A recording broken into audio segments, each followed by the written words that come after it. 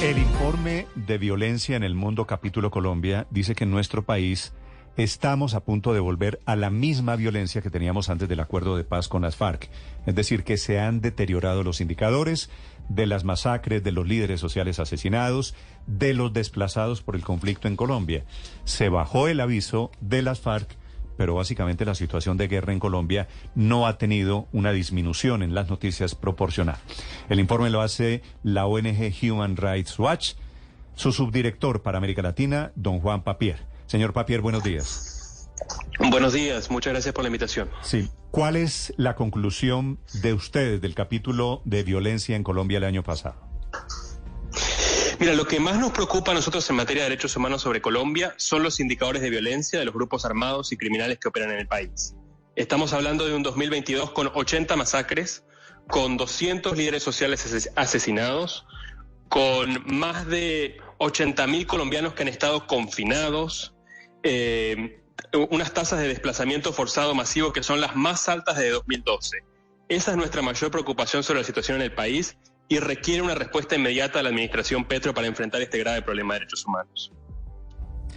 Sí, señor Papier, ¿qué desató ese panorama en 2022? Porque desde la firma de la paz con la guerrilla de las FARC veníamos con unas reducciones en algunos de esos indicadores que usted acaba de mencionar, pero el año pasado, por lo que nos cuenta, se dispararon todos, masacres, confinados, incluso los desplazados. ¿Qué ocasionó tanta violencia en 2022?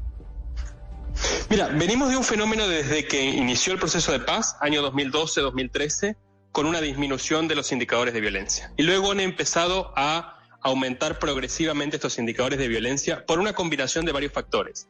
Primero, en nuestra opinión, durante el gobierno anterior había una política de seguridad que no funcionaba, que no lograba proteger a la población civil y que no evitaba que estos grupos expandan su control territorial. Son grupos que están buscando controlar las economías ilícitas, el narcotráfico, la minería ilegal, y para eso cometen todo tipo de abusos. Otro fenómeno grave fue la pandemia. La pandemia dejó unos niveles de pobreza en algunas zonas del país que fueron el caldo de cultivo perfecto para que estos grupos armados recluten y se fortalezcan. Y además, la implementación, yo diría, desigual por parte del gobierno Duque, que no implementó algunos aspectos claves del acuerdo de paz, y eso permite que la violencia se recicle en Colombia. Subdirector, le pregunta Juan Camilo Merlano desde Washington. Usted dice, bien indica las cifras del reporte, que lo que se requiere en estos momentos es una respuesta inmediata de la administración Petro, que hace 5 meses llegó y que ha expuesto su propuesta de paz total. Ustedes desde Human Rights Watch hasta ahora, según lo que han podido identificar de esta propuesta de paz total del presidente Gustavo Petro, ¿se está revirtiendo esta tendencia? Mira, Juan Camilo, es muy temprano para decidir si la propuesta de paz total del presidente Petro va a ser exitosa o no. Apenas llevan unos meses en el gobierno. Si uno compara agosto-diciembre de 2022 con agosto-diciembre de 2021, vemos un leve aumento en la cantidad de masacres y un leve aumento en la cantidad de homicidios de líderes sociales en el país. Esperamos que el gobierno del presidente Petro pueda revertir estas tendencias que venían a la alza en el país, y para eso hace falta una buena implementación de esta política que el presidente llama la paz total, que es una política que busca enfrentar este gran problema de derechos humanos que tiene Colombia, que es la violencia por grupos armados y criminales en el país. Sí, señor Papier, pero junto a esa política de paz total para revertir esas cifras, esos indicadores, por lo menos de 80 masacres en lo que fue del 2022, ¿qué tanto va a significar o qué tanto va a pesar el papel, por ejemplo, de las fuerzas militares, policía y ejército en cuanto a combatir a grupos ilegales?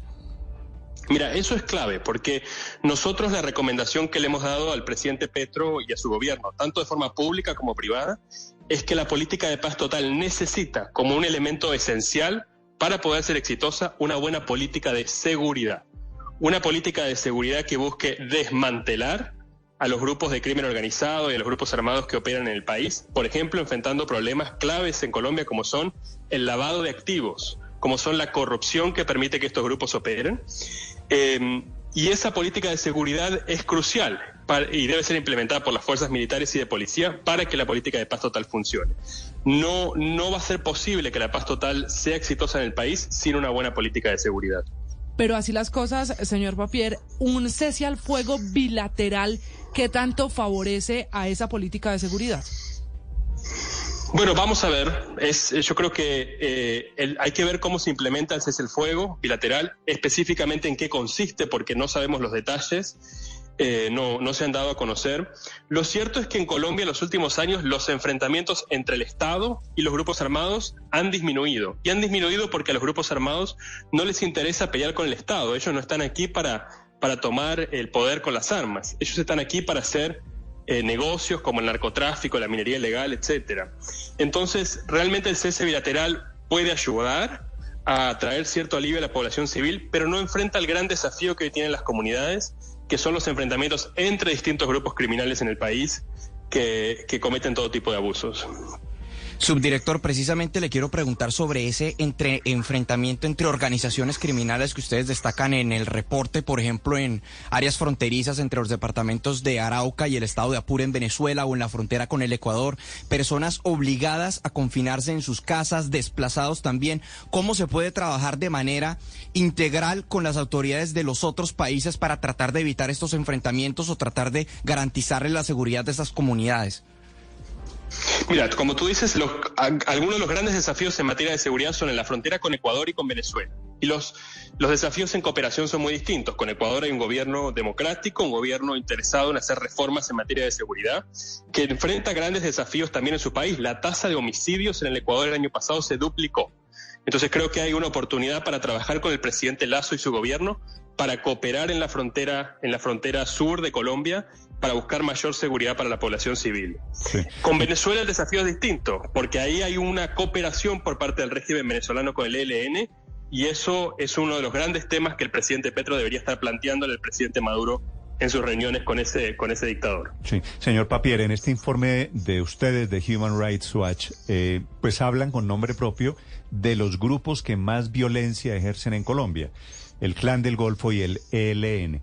¿Usted cree que estos señores que están en proceso de entrar al concepto de paz total, a los procesos del presidente Petro, usted cree que estos informes de Human Rights Watch les hacen cosquillas? ¿Creen que ellos cambian algo? Porque ellos son los verdaderos responsables de la violencia en nuestro país. Mira, ellos son los verdaderos responsables de la violencia, y yo no creo que un informe de Human Rights Watch haga que cambien su parecer y su interés por los negocios y por las violaciones gravísimas de derechos humanos que cometen. Lo que nosotros buscamos es que el gobierno de Colombia, que tiene la obligación de proteger a los colombianos, pueda implementar mejores políticas para proteger los derechos humanos de todos. Señor Papier, ni las Naciones Unidas conoce el protocolo del cese al fuego bilateral. Usted nos dice que tampoco lo conoce. La Iglesia Católica no lo conoce. Las fuerzas militares no saben cómo reaccionar. ¿Qué tan riesgoso es en estos momentos decretar ese cese al fuego bilateral y seguir adelante con las conversaciones de paz? Mira, realmente a nosotros todavía nos parece un enigma el cese al fuego bilateral. Yo quisiera que haya más claridad sobre cuáles son las obligaciones de parte y parte, para que con eso podamos analizar si nos parece conveniente o no nos parece conveniente, si nos parece riesgoso o no nos parece riesgoso, y también para que podamos analizar hechos que están ocurriendo hoy en Colombia y saber si eso viola o no el cese bilateral. Por ejemplo, los enfrentamientos en Arauca, que han llevado a 12 muertos en los últimos días, enfrentamientos en el Calima, el secuestro que se ha reportado recientemente de un soldado en la frontera con Venezuela. Necesitamos entender cuáles son las obligaciones de los grupos armados para poder hacer esta verificación del cese al fuego bilateral. Sí. Y finalmente una última pregunta, señor Papier. ¿Ustedes en Human Rights Watch creen que es posible algo así como la paz total en Colombia? Mira, es una propuesta tremendamente ambiciosa. Y está bien ser ambicioso porque este es el gran desafío de derechos humanos que tiene Colombia, la violencia de los grupos armados. Para que funcione, hacen falta varios ingredientes. Uno clave es la política de seguridad de la que hemos conversado, y otro aspecto fundamental es el método.